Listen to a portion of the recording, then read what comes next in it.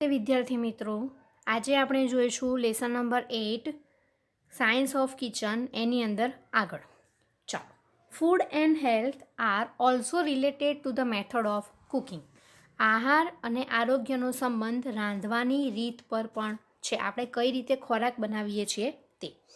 Row food, roasted or boil at low temperature is considered to be the best.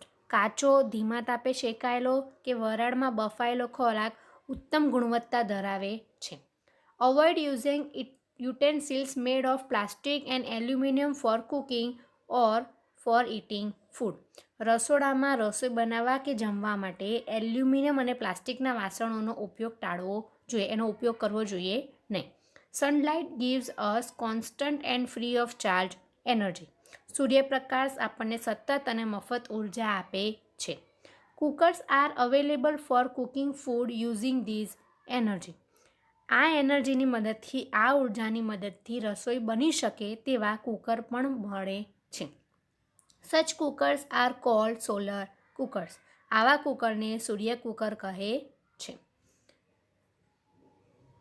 The quality, nutrients and taste of food are naturally maintained in the food cooked in solar cooker. સૂર્ય કુકરમાં રંધાયેલ ખોરાકમાં તેના ગુણ, તેના પોષક તત્વો અને સ્વાદ કુદરતી રીતે જળવાઈ રહે છે.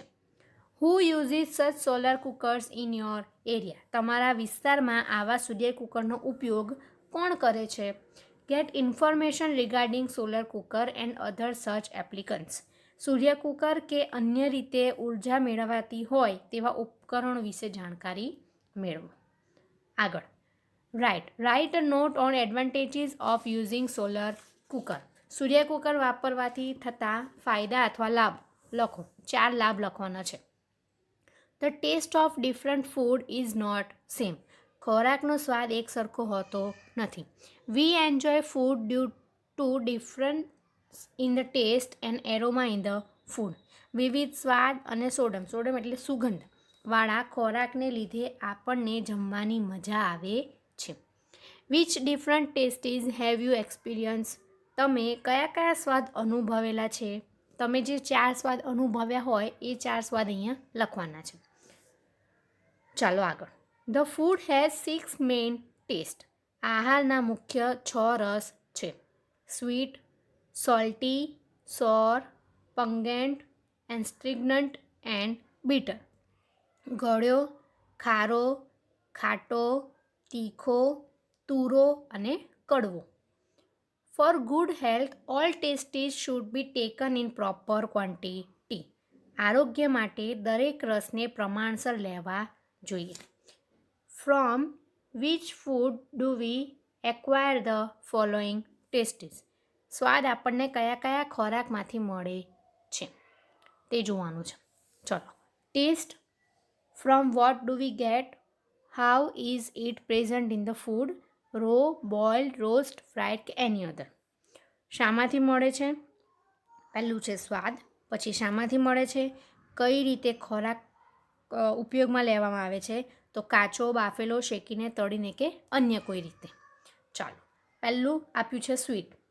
એની અંદર એક્ઝામ્પલ છે કે શામાંથી મળે. Sweet taste. Sugar cane, jaggery, sugar cubes અને સુગર. શેરડી, ગોળ, સાકર અને ખાંડ. આ 4માંથી કયો ટેસ્ટ મળે? તો સ્વીટ, ગળ્યો. બરાબર. આ બધું તમે કાચું ખાઈ શકો? યસ. એને બાફવાની જરૂર નથી, કે એને શેકવાની કે એને તળવાની જરૂર નથી. એનો બીજો અન્ય ઉપયોગ, મતલબ શેરડી છે તો એનો રસ કાઢીને પણ બનાવી શકો. પછી જેગરી છે તો એને દાળ શાકમાં નાખી શકો. મતલબ એ અન્ય રીતે છે, એટલે એની અધરમાં પણ ટીક કરેલું છે. એના પછી છે સોલ્ટી. તો સોલ્ટી ટેસ્ટ તમને કયા પદાર્થમાંથી મળે તે તમારે લખવાનું, અને સામે કઈ રીતે એનો ઉપયોગમાં લેવામાં આવે છે તે. સેમ એવી રીતે સોર માટે એટલે ખાટા ટેસ્ટ માટે, પંગેન્ટ એટલે તીખો, એસ્ટ્રિગ્નન્ટ એટલે તુરો અને બીટર એટલે કડવો.